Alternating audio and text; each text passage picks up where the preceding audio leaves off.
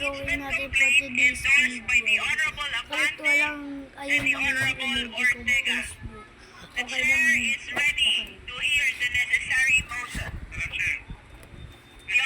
Ako ang voting. Lipat natin. So guys, mag-comment po kayo ay mamaya or kaya bukas. Kasi po, malapit na po ano po yun. Honorable Rodriguez, it is clear in the rules that we are voting on the entire impeachment complaint. The sufficiency in substance has to be determined on the basis of its entirety and not on the basis of the individual grounds. In other words, it's either you vote in favor of the sufficiency or not in favor of the sufficiency. Yung daw, sabi ng kaibigan ko, yung ano lang daw, yung flag, wag daw yung iba.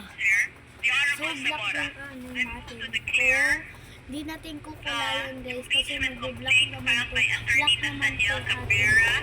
As sufficient in substance. There is a motion to declare the impeachment complaint of Cabrera sufficient in substance. Do I hear a second?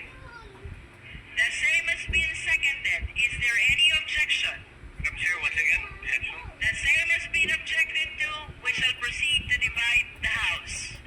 Those who are in favor of the motion, please raise your right hand. Raise your right hand, sir. So, wala tayong color dito black. Naubos na.